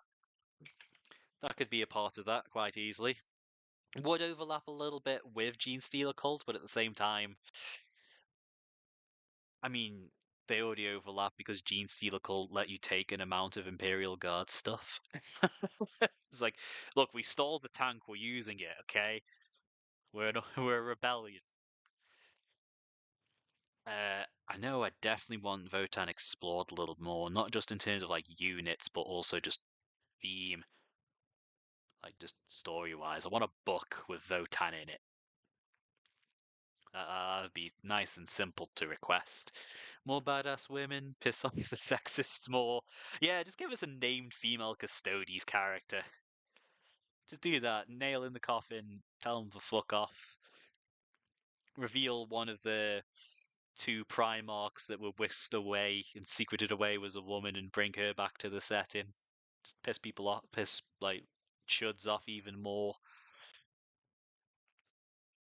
I mean, Eldar already actually have decent representation gender-wise, so it could be better. But that you could just say that about 40k in general. Golden dummy mommy. I mean, if you want to put it that way. They would be rather buff under all that armor. Like, just make a character. Yeah, just make a character model for the actual female Custodes that is in the codex that got mentioned from like the Death games, because what she did was fucking cool. Like, for reference, the Death games with the custodians being the guard, like the literal physical guard for the Emperor's palace on Earth. uh, they do something called the Death Games every now and again, where they assign people like, okay, your job for this next couple of days is to try and, even though you're a guard and you know the palace inside and out, we want you to try and break in and physically threaten the emperor. Okay, why? Well, then we now know the holes in our security and we can fill them back in, and make the place more secure. Okay, makes sense. So what does the lady custodian do? She teleports a nuke into the throne room. It's like you might want to cover for this contingency. It's like, yes, we might. If you can just teleport a nuke into the emperor's bedroom, we might need to cover that hole in security. It's like, that's badass. Give her a model.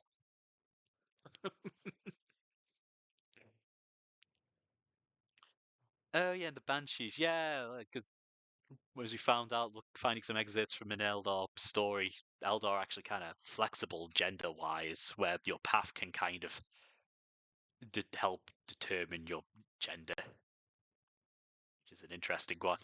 But hey, they're alien space elves. They're not going to experience gender the same way as humans. Surprise, surprise, all the orcs are asexual. They are fungus boys. They they only get called boys because it's what the humans call them. Boy, the orcs don't have gendered terms. They just use the word boy because that's what everyone else called them.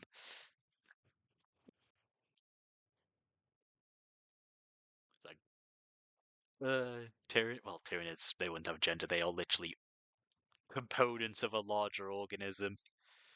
Yeah, no, there's a lot you could explore. Yeah, but yeah, that is where we are. Pretty much at the end of this stream now. Actually, there's technically about 5 minutes left, but there's some progress. This guy's looking a lot more complete with having highlights on his jetpack. This guy actually just being something other than a base coat looks nice. Like I say, getting back to me and what colours you want the blood to be on the knife, Ryan, and I will see to that. They get off from fighting. Now, the orcs basically do get off from fighting. It's half of how they reproduce. You shoot an orc, he shoots his spores out because he died. They even made that point in the Shaz book. Yeah, no, literally. Yeah, they they asked Makari, Gazgul's little goblin friend, about it, and like, fuck you on about? Those are your words. We're orcs. We don't have a he or a she. We don't have that concept. What do you want about? What are these words? It's like when he was explaining it, like having a rival is the closest thing an orc has to a lover, describing the relationship between Gazgul and Yarrick, which I thought was hilarious. It's like Gazgul just really likes fighting this one human, so he sees him as a really intense rivalry, but also his best friend.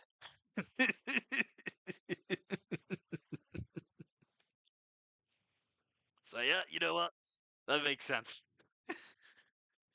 Yarrick, on the other hand, absolutely despising Gazgul because goddamn this big orc keeps trying to invade my home world. Get the fuck out of here. Right, yeah, but that is it for this month. The Space Wolf made Makari say he instead of they. Like Makari was saying, of course the Space Wolf would do the microaggression. Let's make that angle a little better. That is where we are after this couple of hours. So yeah, like I say, I think we're done for this week, this month. Well, month. Yarrick dying off screen and not getting a new model sucked.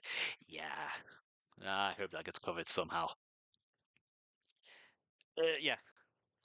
So end of the month, I'll do another stream, which will be, if not all three of these guys, a couple of them. I kind of do want to do the captain, so I'll roll off to see which other one I do.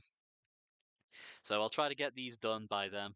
Uh, I'll figure out when and schedule a stream accordingly, and then post about it when it's all figured out. Just because my schedule is a little wacky and has the potential to get wackier in this exact moment. So yeah, try get these done by then. Do a couple more on stream. Should then be all caught up and ready to go again in June. So yeah, all right. Catching up, slowly getting there. Painting characters like I usually like to. So making it pleasant, rewarding myself after painting the big block of cheese. Still really happy with how this came out. Uh, all right.